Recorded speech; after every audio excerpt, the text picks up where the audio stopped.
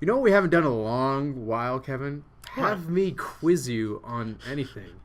And I think right now we have to go into the brain tank, the octagon, the decahedron, whatever we call it these Whatever days. shape we didn't use. Whatever shape we didn't use. And let's just do this. I'm going to quiz you. Here we go. This is brain tank.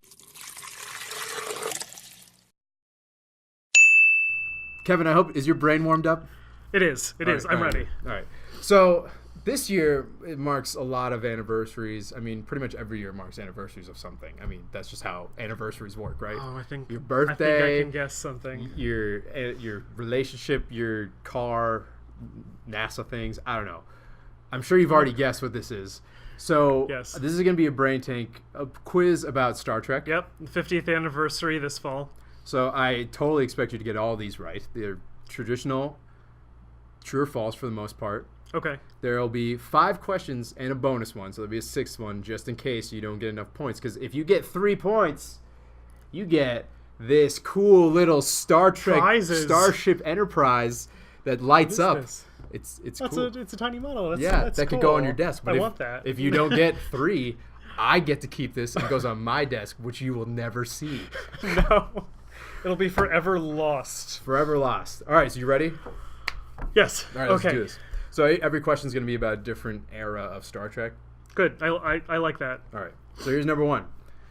William Shatner suggested the idea for the Vulcan neck pinch. True or false? True or false? I think that's false. I think it was Leonard Nimoy. Well, I can't get anything past you, Kevin. That is correct. It was Leonard Nimoy. He was actually supposed to knock out Kirk with a phaser, I guess the butt of a phaser, in the episode Enemy Within. Did you know that? Yes. Yeah, of course he did. I should, yeah. But But of he course, thought that Vulcans should have something more civilized. well, because he uses the whole, everything's hand-based combat for them, essentially. So that's why he came up with the neck pinch. Voila. Ever since then, we have seen it. Everyone knows it. Yeah. Can't get anything by you, Kevin. That's 1 point. You're well on your way to getting this prize, which I really wanted to keep. All right. Number 2. So, true or false? Patrick Stewart originally signed on to The Next Generation just to make some money for a season and get a suntan and just go back home to England. Oh, true. He didn't think that it would succeed at all. I really hate you, Kevin. Because that was right.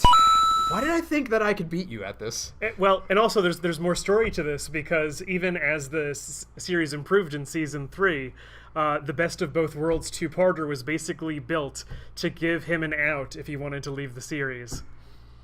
Why? And then the fans' interest in the series because of the cliffhanger kept him in.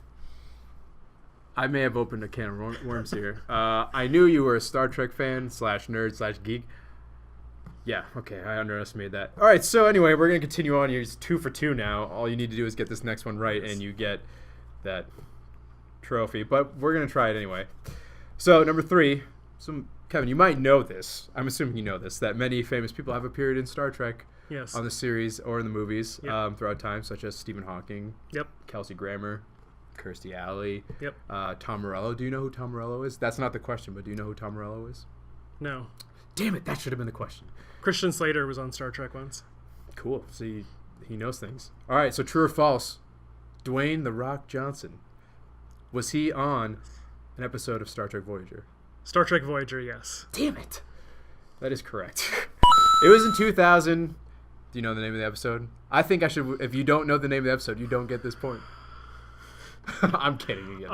I could probably think of it though, given enough time. I can't. There's Not not off the top enough of my head. The episode was called The Champion, and he played a guy named Sunkatse. It was. Or, I don't know. I think you reversed that. No, Isn't Sunkatse the that's his title? character's name. Oh. But it was a giant UPN promotion because they had a lot of viewers who were into wrestling, so they figured they could get them to watch Star Trek. I want you to go back, viewers. I want you to go back and watch every single Brain Tick episode.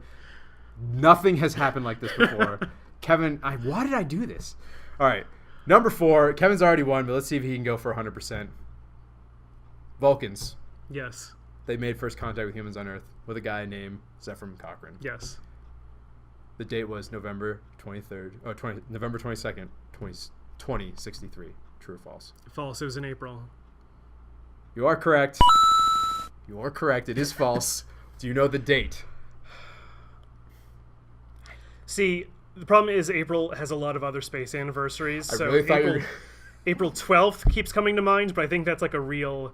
But I think that's a real event. I really thought you were going to say, the problem is April has a lot of days, so it's really hard to pick which one. So the date is April 5th. Okay. Though technically, according to the movie First Contact, they kind of messed that up because they arrived the day before on April 4th. So there was First Contact. It was during the night. What? That's still the same 24 hours. What? No, it was during the night of the 5th. No. Yeah, but the Enterprise arrived with the Borg on April 4th. And then that woman who went up to I can't remember her name. Who went Lily? Yeah, she went up to the Enterprise. This is so stupid. We should keep moving on. This could go on forever. It could go on forever. Let's end this now. Number 5. Okay. Let's go for 100%. Zachary Quinto. Quinto? Do you know how to pronounce his last name? Quinto. I think. Had to have his fingers glued together on Star Trek 2009. True or false? In order to form the Vulcan symbol. I don't actually know. Although I think I heard something similar to this. I'm just going to say true. Well, you are correct, but I'm surprised you didn't know that. J.J. Abrams actually said this in the commentary for the movie, that Zach just couldn't get his fingers to hold right on his right hand, so he was just like, screw it, and he had them glued together for... Wow. I mean, that's pretty dedicated. I don't know why I have this bonus question now, but I'm going to throw it at you I want to anyway. know it. All right. Kevin's 5 for 5, which I don't know. I don't think that ever happened thus far. No. Here you go. This is loosely related to Star Trek. You should know this one. So the first orbiter for the space shuttle program was called Enterprise. Test. Yes. Like not actually flown, yes. But technically it's the first orbiter that was built for the space shuttle program. It was called the Enterprise. And that was due to a letter writing campaign from Star Trek fans to Ford. I think it was Gerald Ford.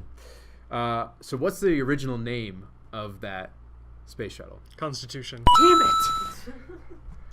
I give up. We like that was part of our history that we taught at space camp. So I forgot you went to space. You taught at space camp. You know what? I'm out. This is, thanks for watching. I'll see you out there. We're done. I'm kidding. We have one more episode you'll see on Monday. We're done, Kevin. We're done. Congratulations. Thank you very much. Scotty, beam me the hell out of here now. Like and comment below. Oh, we're still filming? All right, fine. Yeah, like and comment below. We'll see you out there. Thank you for watching. Marcus and I return to YouTube during this limited series. If you liked what you saw, please like, comment, and subscribe below. And make sure to comment if you have suggestions on what kind of content you'd like to see for any additional limited series runs we may do in the future. Thanks again.